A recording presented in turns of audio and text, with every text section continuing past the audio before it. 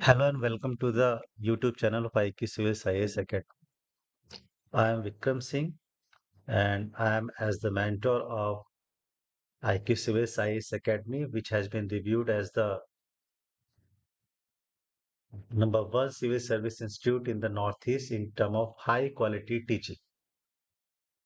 Today in this video, we will discuss about the revolt of 1857, which is indeed a very crucial topic in the modern history, and it is a part one. So we will here discuss about the causes and spread of revolt of 1857.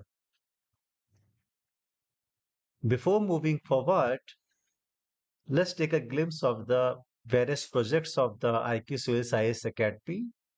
Uh, IQ Civil Science Academy has the experience of government projects as well as private coaching, and it is a panel of IQ Civil Science Academy which have the various bureaucrats as the mentor, leading faculty all over the India. And these are some Google reviews, which is 4.9 overall rating, which is very good. So come and visit our site and institute at Guwahati. So it is the faculty profiles. And for any query, you may contact on the various numbers. So we move to our topic, that is the revolt of 1857. So first we will do causes. And in causes, we have two type of causes here. First is immediate cause that you all know. That is the Enfield rifles. But second is the long discontent,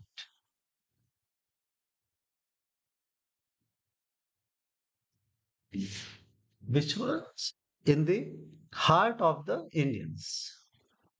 Okay. So first we do the immediate cause, and immediate cause was the replacement of brown bess rifles with the P53 Enfield rifles.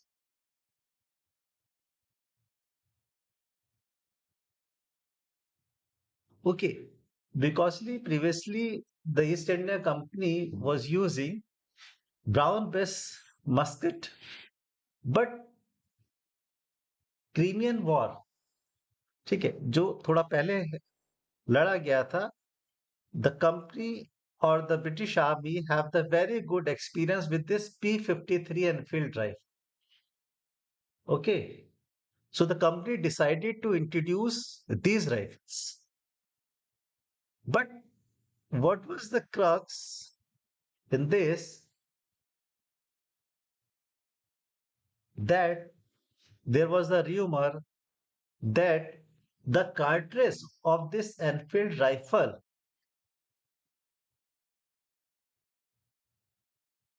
having the fat of cow and pig.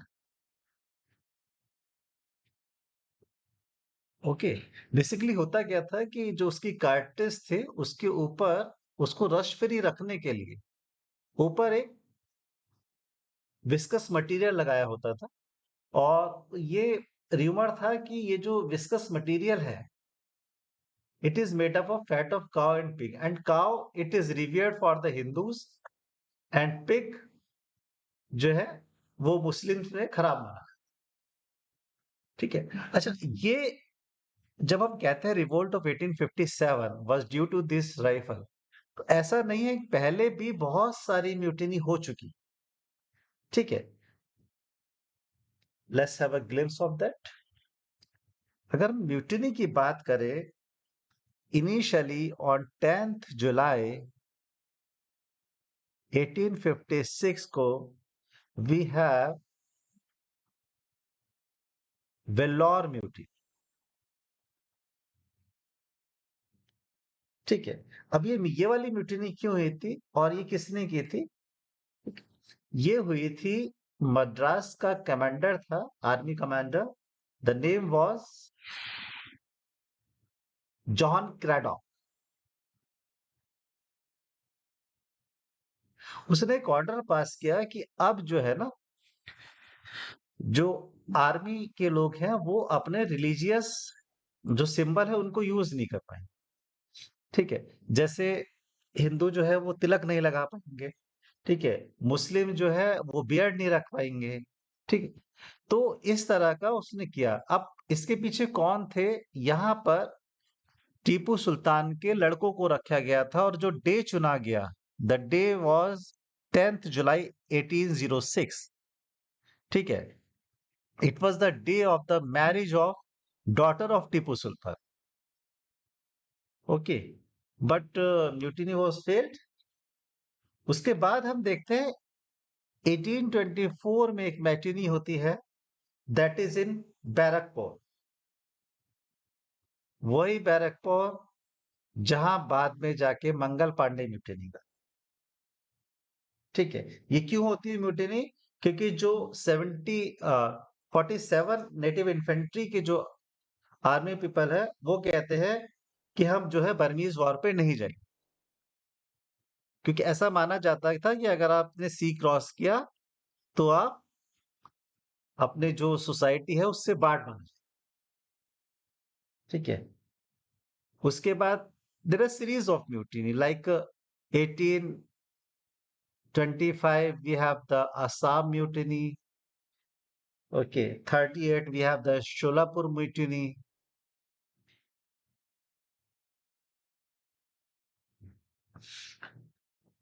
But important is 1844, 34 native infantry mutinize. ठीक है। Because they refused to go to Sindh for war. ठीक है। तो इस तरह there are series of म्यूटी। और जब हम बात करते हैं ना कार्टरेज की, जिसकी अभी हमने पीछे बात की, तो सबसे पहले 19 in native infantry refused, that was posted in Behrampur, Odisha,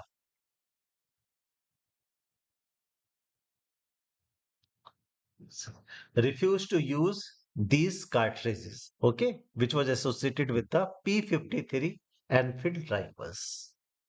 Okay, but this mutiny is something different because this mutiny has been termed by various scholars as the first war of independence.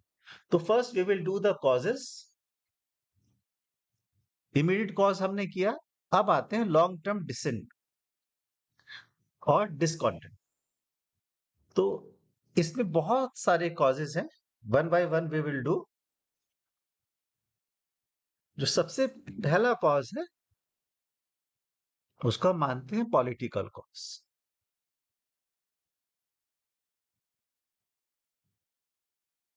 As we all know that East India Company came to India as a trading unit, but later on it was indulged in the political affair of the Indians. And after some time, it introduced various derogatory policies for the Indian natives, whether it is king, whether it is the folk। ठीक है। जैसे इसमें एक नाम आता है subsidiary alliance.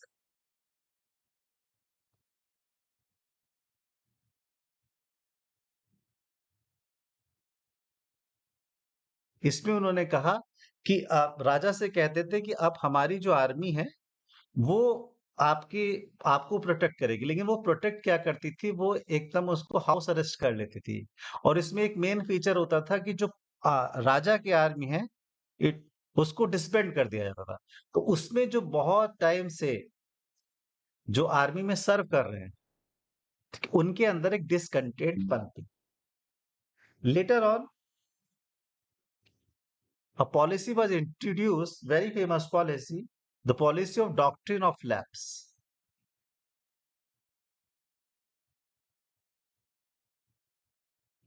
ठीक है, बाय लॉर्ड डलहौजी.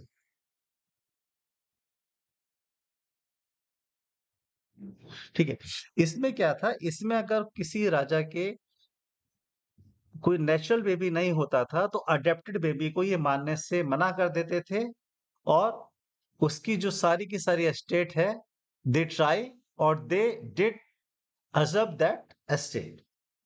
ठीक है, तो उससे क्या हुआ, इन्होंने बहुत सारे स्टेट लाइक सतारा,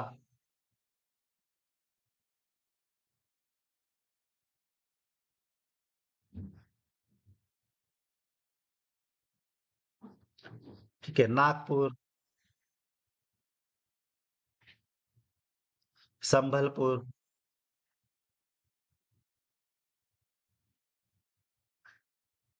ठीक है, Udaipur and Jhansi, etcetera etcetera, ये सब जो है स्टेट जो है अपने कब्जे में कर ली. और and we know that the queen of Jhansi was the active participant in the revolt of 1857. ठीक है, उसके बाद इन्होंने एक बहुत ज्यादा डिस्प्यूटेड कदम उठाया, that is the annexation of Awadh on the pretext of mall administration.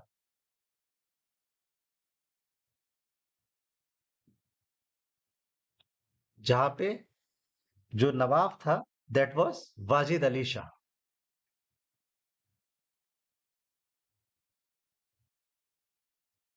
ठीक, तो एक्चुअली अवध के जो नवाब थे, they were very loyal to Britishers, और उसके बावजूद इन्होंने ऐसा जो कदम उठाया, और जेम्स आउटरन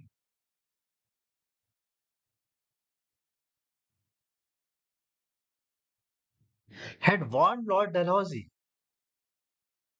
कि आप जो कर रहे हैं वो सही नहीं होगा, क्योंकि अवध का ना एक और फीचर है, अवध में जो फैमिलीज है वो अपने एक बेटे को आर्मी में भेज देती थी, तो Awadh was direct link with the soldiers of East India company. ठीक है, even these soldiers were termed as peasantry in uniform. ठीक है, तो ये इनके पॉलिटिकली कुछ गलत कदम है. इसके अलावा जब लॉर्ड कैनिंग आते हैं,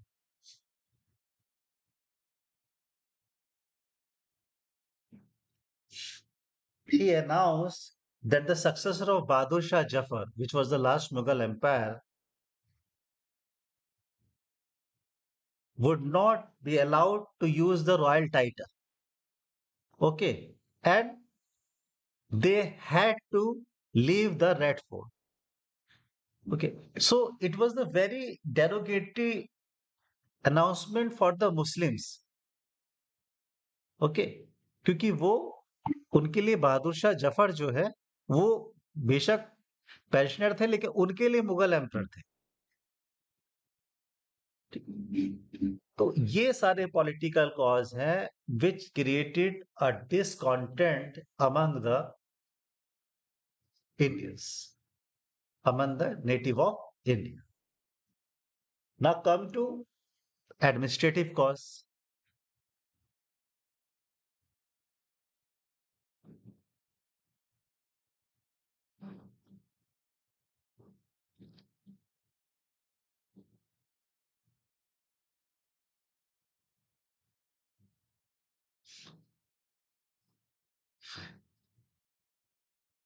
इसमें बहुत पहले से हम देखते हैं कि जब रिवोल्ट होता है तो उसमें बहुत सारे जो पुराने लैंडलॉर्ड्स हैं, जमींदार हैं, तालुकदार हैं, वो भी इसमें पार्टिसिपेट करते हैं.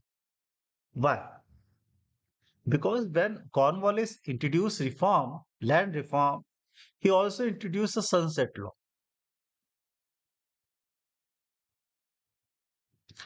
उसमें ये था कि जितना भी लैंडलॉर्ड को जमा करना होता था रेवेन्यू इन द ट्रेजर।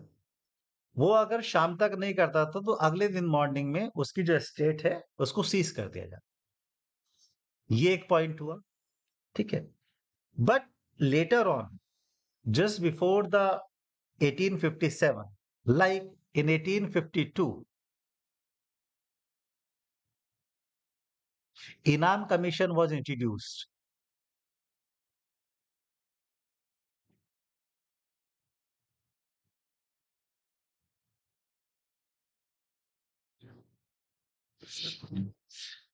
ठीक है, इन्होंने क्या किया, जो भी जागीरदार थे उनकी जो एस्टेट है उसकी इंक्वायरी शुरू की, and as a result they seize 20,000 jagirs.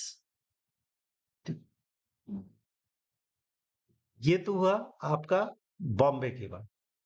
But in Awadh there was a newly appointed officer, Coverley Jackson. Actually क्या होता है, एक स्कीम इंट्रोड्यूस की गई कि बीच में से मीडिएटर्स को हटाया जाए।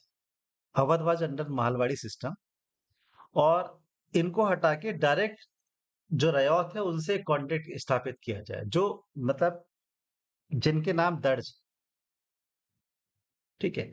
कंपनी ने किया तो ऐसा बोलते हैं कि किया तो इसलिए था ताकि डायरेक्ट कॉन्ट्रैक्ट एस्टेब्लिश हो सके और जो बीच में इंटरमीडिएटरीज है उनको हटाया जा सके। लेकिन ये उल्टा हो गया, इसने बहुत स्ट्रिक्ट इंक्वायरी की और नतीजा ये हुआ कि बहुत सारे ताल्लुकदार जो है उनकी स्टेट्स को जब्त कर लिया है। और यही कारण है they later became the active participant in the revolt of 1857। ठीक है, नाम याद रखिए, Coverley Jackson, the commissioner of Awadh.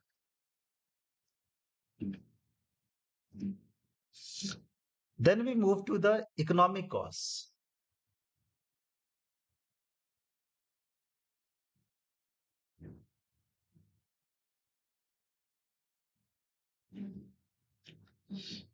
We see the शुरू से ही, since inception, the policy of East India Company was based on the colonial practices.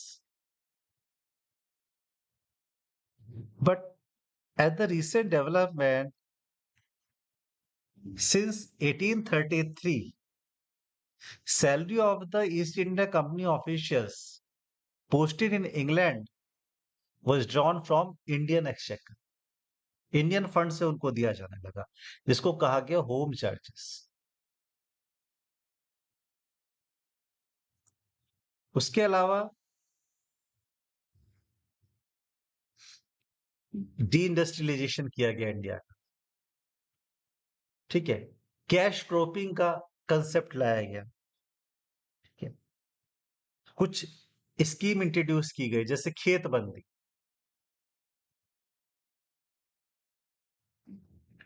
ठीक है। इसमें क्या किया गया, जो कॉटन कल्टीवेटर थे उनको एडवांस पेमेंट किया जाता था, ठीक है, जिससे जो सीरियल वाला एग्रीकल्चर है उसको नुकसान पहुंचा, ठीक है। और रयौती सिस्टम, ठीक है, और असामी सिस्टम कहा गया, ठीक है, इंडिगो की कल्टीवेशन को बढ़ावा देने के लिए। लेकिन अल्टीमेटली इससे क्या हुआ, इससे जो इंडिया का एग्रीकल्चर है उसको लॉन्ग टर्म में काफी नुकसान पहुंचा, ठीक है। और ये कैश क्रॉपिंग की वजह से जो हमारे पीजेंट्स हैं, they stuck in the vicious cycle of mahajans, ठीक है। लोन लिया, फिर उसका इंटरेस्ट चुकाने के लोन लिया। तो ये इकोनॉमिक कॉज है which led to the discontent among the peasantry. Then we move to the socio-religious.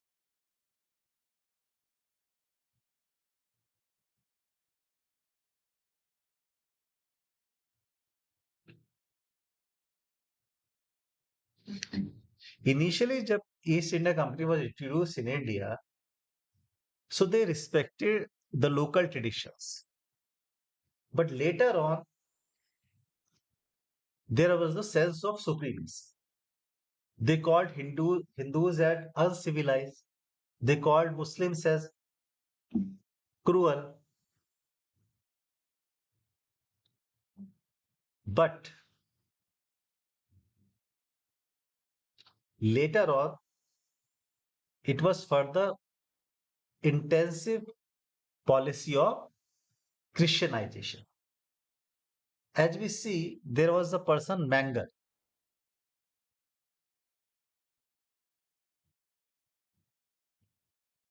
who was the chairman of the directors of East India Company.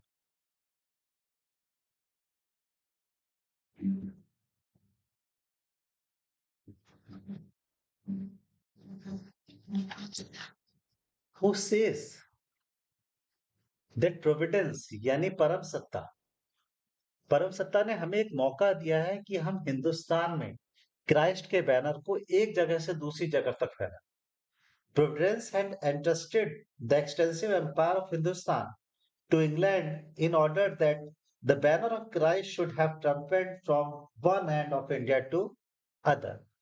So उसकी बातों से क्लियर है कि अब क्रिश्चियनिटी का सपोर्ट जो है वो ईस्ट इंडिया कंपनी ने एज अ हिडन पॉलिसी ले ली. And this policy was explicit by the many other acts of East India Company. Like idolatry को ये लोग खुला बोलते थे कि सुपरस्टिशियस है. Later on they introduce an act that is a religious disability act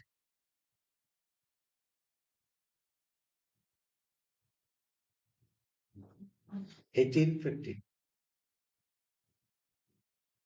which says that a person is allowed to be as a natural hire even if he convert into Christianity. अगर कोई हिंदू है या मुस्लिम है या किसी भी और अलग सेक्ट का है क्रिश्चियनिटी से, अगर वो क्रिश्चियन बन जाता है तो भी जो अपना वो हायरशिप है ना अपने फादर की प्रॉपर्टी में उसको क्लेम कर सकता है.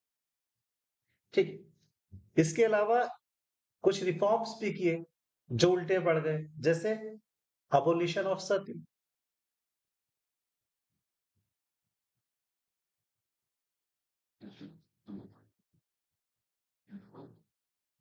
और विडो मैरिज.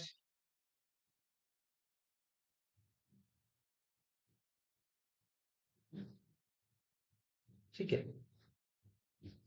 चाइल्ड मैरिज को रोकना. ठीक है. तो इन सब से जो conservative section of the society है वो भी इनसे अलग हो. इसके अलावा कुछ एक्सटर्नल फैक्टर रहे. एक्सटर्नल फैक्टर जैसे Crimean war, Punjab war,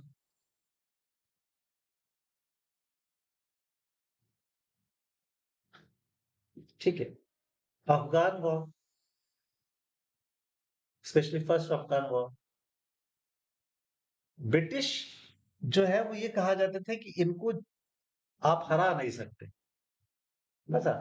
but the myth was broken by these events. ठीक है. तो उससे ये जो supremacy of the British blood है ना, ये इंडियंस के मन में जो घर कर गई थी वो टूट. और लास्ट में हम आते हैं मिलिट्री कॉज. अब मिलिट्री कॉज भी ठीक है, जो इमीडिएट कॉज है उससे अलग. ठीक है.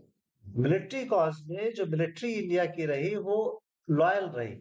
थोड़े से जो ब्रिटिशर्स थे वो इसी वजह से राज कर पाए because the military was loyal, because of the concept of salt, है ना, नमक खाया, ये वाला कंसेप्ट. ठीक है. बट जो सेंस ऑफ सुप्रीमेसी थी, ठीक है, जो सेंस ऑफ रेसिज्म था, उससे सोल्जर जो है बार बार सामना करते थे. लेटर ऑन मिलिट्री के लिए पॉलिसीज भी खराब होने लगी। Like in 1854 they introduce an act that is post office act। ठीक है, इसमें क्या था, पोस्ट ऑफिस में स्टैंप यानी टिकट लगाना जरूरी कर दिया। ठीक है, so the privilege of postage to the army soldier has been ceased by this act. ठीक है, इकोनॉमिक बर्डन ना, पहले ही उन लोगों पे कम पैसा होता था और इसमें से ज्यादातर लोग पैसा घर भेजते थे, तो वो उनके पेक्यूनरी लॉस हुआ। Then in 1856 and another act was introduced called General Service Enlistment Act।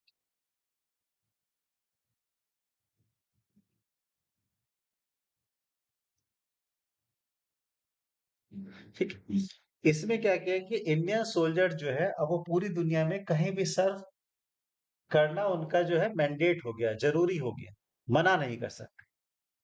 तो मना नहीं कर सकते, अगर वो कोई सी क्रॉस करे तो they might be barred from the society, from the caste, और नहीं करे तो नौकरी जाए। So these are the some policies of East India Company which gave birth to the discontent even among the loyal soldiers। और last, annexation of the Awadh, जो अवध को मिलाया है मेल न्यूट्रिशन के प्रेटेक्स्ट पे, उसने कहते गरम हथौड़ा, गरम चीज पे हथौड़ा मारो। ठीक है, तो ये जो है ये सारे कॉजेस है। ठीक है, कोई एक कॉज नहीं, सीरीज ऑफ कॉजेस है। ठीक है, ना come to spread of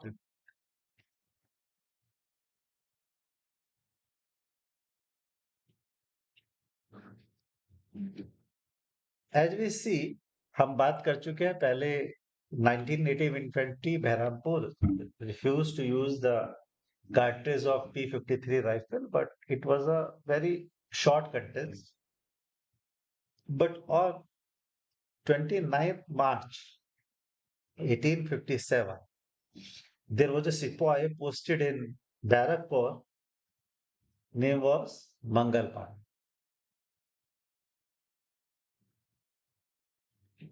He refused to use these cartridges। ठीक है, और इस बात से थोड़ा ब्रॉल होता है, क्योंकि झगड़ा होता है, and he killed his officer ह्यूक्सर, okay, and Henry Bagh.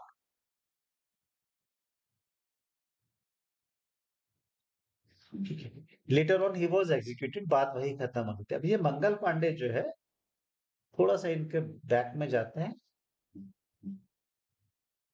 He was born in 1827 in a village of UP called Nagwa, okay, which is in now in Balia, UP। यहाँ जो बात है खत्म हो जाती है, बट ये जो डिसकंटेंट है ये रुकती नहीं है। अंबाला में एक रिवोल्ट मतलब म्यूटिनी होने की सूचना मिलती है, but the organized mutiny was started in Meerut on 10th 1857, okay, from the Kali Paltan Mandir. Kali Paltan means जो ब्लैक रेस का जो टेम्पल है, मतलब जो इंडिजिनस रेस है हमारी, उसका। ठीक है, यहां से ये सब लोग इकट्ठा होते हैं। 11th में को ये लोग दिल्ली पहुंचते हैं, और वहां पे बहादुर शाह जफर को एम्परर ऑफ इंडिया बना देते हैं। ठीक है, बहादुर शाह जफर जब तक ये अंदर नहीं घुसते तब तक उनको कुछ पता नहीं होता। Which shows that how it was so unorganised revolt. Okay, 10th में एंड 11th पे। लेटर ऑन वी सी इन दिल्ली, ऐसा कहा जाता है revolt was led by Bahadur Shah Zafar.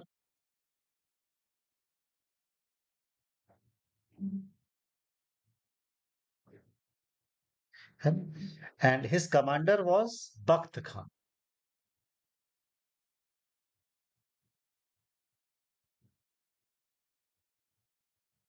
ठीक है, who was the Mir Bakshi, means commander of army.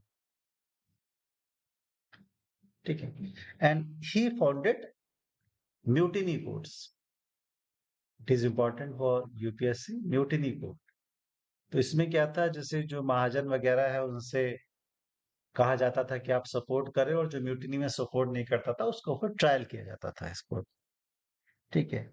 अच्छा, इन लोगों ने एक जनरल निकोलसन थे, उनको मार दिया। ठीक है। So later on general Hutson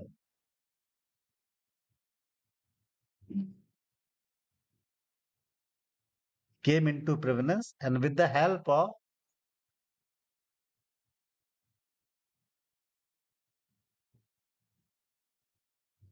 Punjab regiment,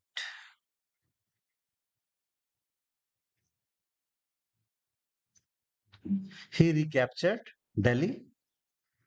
Okay. He publicly shot the grandson of Bahadur Shah Jafar, and Bahadur Shah Jafar was later deported to Rangoon. Then जो second है, that is कानपुर। यहाँ पे रिवोल्ट स्टार्टेड होता है, और एक British का massacre होता है, which is famous as Kanpur massacre. ठीक है। तो इसमें लीडर जो थे नाना साहब थे। ठीक है। और उनके कमांडर जो थे दैट वाज तांत्या टोपे। ठीक। और यहाँ पर भी Hugh Wheeler was killed.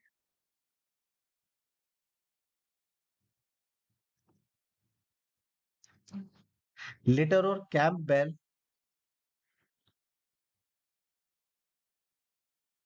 suppressed the revolt, and it is said that Nana Sahib was escaped to Nepal.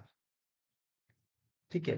Then Tata Tepe migrated and met and joined the Queen of Jhansi. So come to Jhansi. Jhansi, as you know, doctrine of lapse, and the leader was none other than Rani Lakshmi Bai.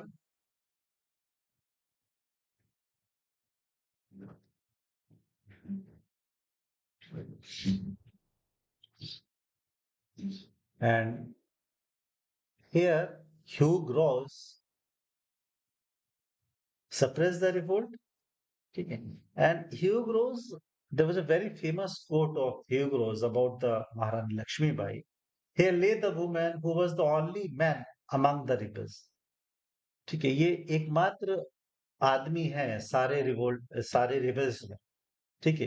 It was a quote, it was like a respect for the Rani Lakshmibai. ठीक है। Then Tatya Tope moved in the central India. They were in the dense forest of central India, but later it was captured by the British forces and executed. Then come to Lucknow. ठीक है। Lucknow leader was Hazrat Mahal. ठीक है। Who was the wife of Wajid Ali Shah। ठीक है। और इसने इसका जो बेटा है ब्रिजेश कादिर, उसको नवाब अनाउंस किया। ठीक है। And in the course of suppression of this revolt, Henry Lawrence and Havelock lost their life. ठीक है। Later on, Campbell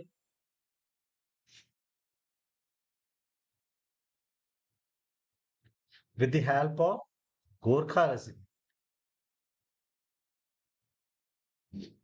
suppressed the revolt here and recaptured Lucknow. ठीक है। और ये जो सब लोग थे ना, ये बेसिकली वो लोग थे जो डॉक्ट्रिन ऑफ लैप्स के मारे हुए थे। ठीक है. Then we have in Bareilly,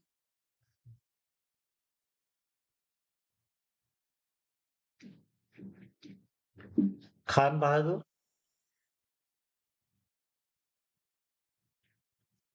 ठीक है. And the area was Ruhelkhand. ठीक है. In Faizabad,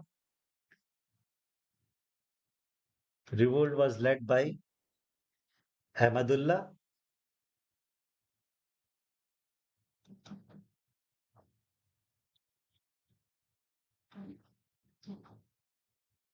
Okay. And at last, in Jagdishpur, in Bihar, it was led by Jamidar Kumar Singh, who was very old but very motivated and energetic person. So these are the some fact about the and the concept about the revolt of 1857. In the next part, we will do the nature, which is very important topic for the mains of UPSC, as well as the aftermath. What happened? What change in the policies of the British government? Okay, so we will do in the next video. Like, share, and subscribe this video.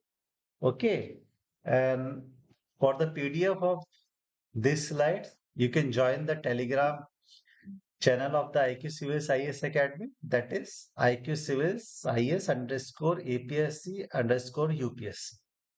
Okay, thanks for watching.